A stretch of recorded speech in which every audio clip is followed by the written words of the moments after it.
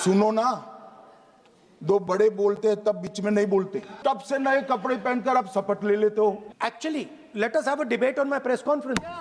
Let us go. मेरे यहाँ बोलने का क्रम मैं तय करूंगा।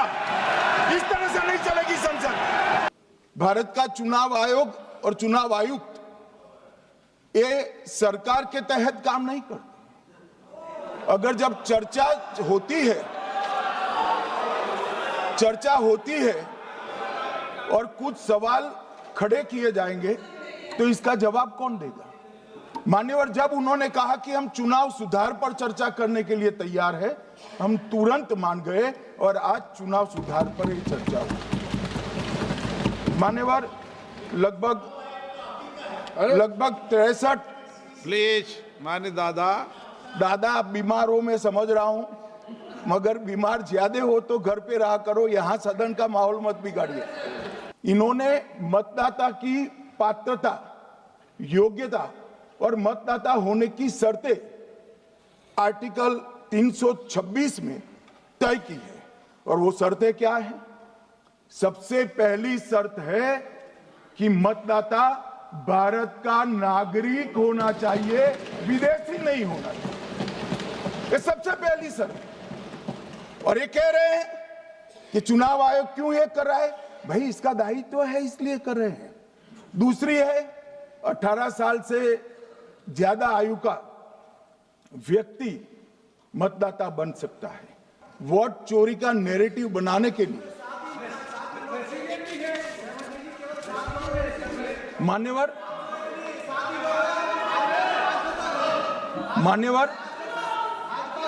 बिहार में भी मेरा भाषण पूरा हो जाने दो। नहीं आप अभी पूरा भाषण नहीं कई बार नाम आएगा।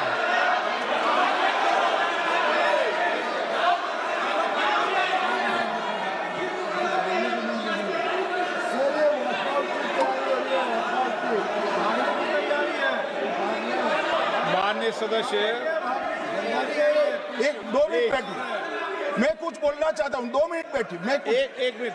माननीय सदस्य 1 मिनट। मान्यवर, मेरा विपक्ष के नेता से एक निवेदन है कि 2 मिनट सुन ले मुझे, बाद में उनको बोलने का मौका दीजिए। मान्यवर 2 मिनट। मान्यवर, मेरा आपसे विनम्र निवेदन है, मैं आधी रात तक बैठने के लिए तैयार हूं, मुझे कोई आपत्ति नहीं। मेरा भाषण समाप्त हो जाए।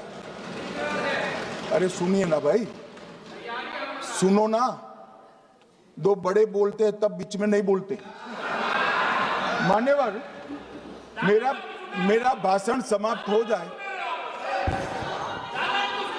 प्लीज जो जनहित के विरुद्ध काम करे।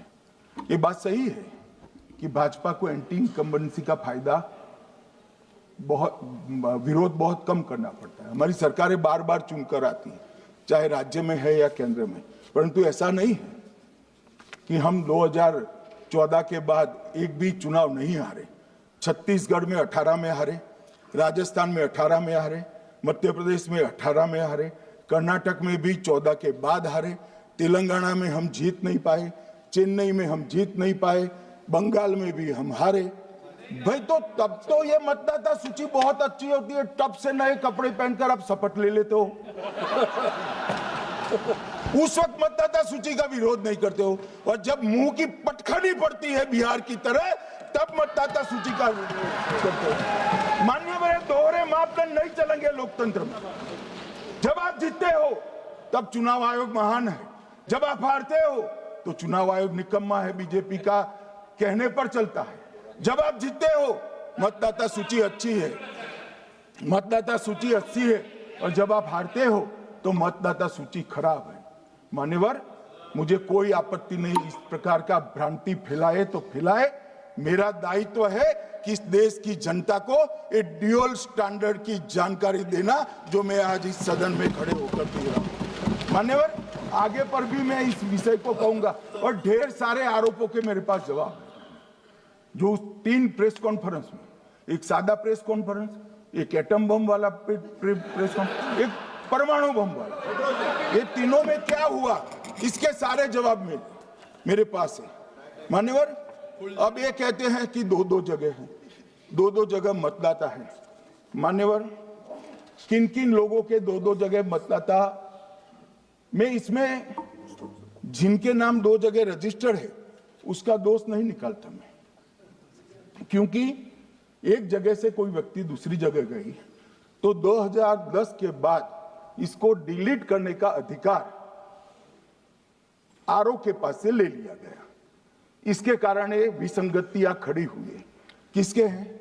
श्री प्रशांत किशोर जी के दो जगह मतदाता है, पवन खेरा जी का भी है, तेजस्वी यादव का स्वयं का है, टी सिद्दीकी एनआईसी केरल के नेता का है, मान्यवर संजय सिंह आप पार्टी के नेता के हैं, एक किशोरी पेडनेकर यूबीटी शिवसेना के हैं, इनका भी है। मान्यवर, सामान्य गलतियां हैं, क्योंकि एक नियम आ गया जिसका जब वोट काटने का जिसका अधिकार है उसको रोक लिया गया, तो आरओ वोट काट नहीं सकता था, इसलिए दो जगह रह गए। अब वो ही एक गहन पुनर्निरीक्षण से सुधरना है, मगर आप गहन पुनर्निरीक्षण को वोट चोरी कह रहे हो। मान्यवर, वोट चोरी किसको कहते हैं वो मैं बताना चाहता हूं, और हमारे यहां कुछ परिवार ऐसे हैं जो पुश्तैनी वोट चोरी करते हैं। अच्छा बोलिए आप।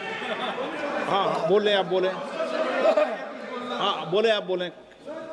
स्पीकर सर, मेरा कल एक सवाल था, जो हिंदुस्तान के इतिहास में पहली बार डिसीजन लिया गया कि इलेक्शन कमीशन को, इलेक्शन कमिश्नर्स को फुल, नहीं फुल इम्यूनिटी दी जाएगी। ठीक है, ये है ना, इसका जवाब भी दें। इसका पीठ में खत्म नहीं किया सर। इसके पीछे जो थिंकिंग थी वो हमें सबसे पहले बताएं। ठीक है। दूसरी बात, नहीं हरियाणा की जहां इन्होंने बात की, इन्होंने एक उदाहरण लिया, वहां पर अनेक उदाहरण हैं। वो भी आपने दिया था ना, 19 वो भी आपने दिया था, इसलिए दिया वो भी। 19 लाख वहां के फेक लोग वो उदाहरण आपने दिया था, इसलिए उसका जवाब दिया। और ये भी हमें बता दीजिए, actually let us have a debate on my press conference. Let us go. Let us have very good idea. Let us have a debate on my press conference. Okay. Amit Shah ji, I challenge you to have a debate on the three press conferences. Please. ठीक है, बैठ जाए, please बैठ जाए। मान्य, please मान्य, आपने बात की थी, प्लीज। उत्तर प्रदेश में और हरियाणा में दोनों चुनाव में वोट कैसे दे रहे माननीय हैं? प्लीज, ये भी जवाब दे दीजिए। माननीय गृह मंत्री जी। मान्यवर, पहली बात मैं स्पष्ट करना चाहता हूं, मैं 30 साल से विधानसभा और संसद में जनप्रतिनिधि के रूप में चुनकर आता हूं। मुझे लंबा अनुभव है संसदीय प्रणाली का। विपक्ष के नेता महोदय कहते हैं कि पहले मेरी बात का आप जवाब दीजिए, मैं सुनना चाहता हूं। आपकी मुनसफी से संसद नहीं चलेगी, मेरे यहां बोलने का क्रम मैं तय करूंगा, इस तरह से नहीं चलेगी संसद। मान्यवर, उनको धैर्य रखना चाहिए, मेरा जवाब सुनने का। इनकी एक एक बात का जवाब मैं दूंगा, मगर मेरे भाषण का क्रम वो तय नहीं कर सकते, मैं करूंगा, क्योंकि मैं बोल रहा हूं।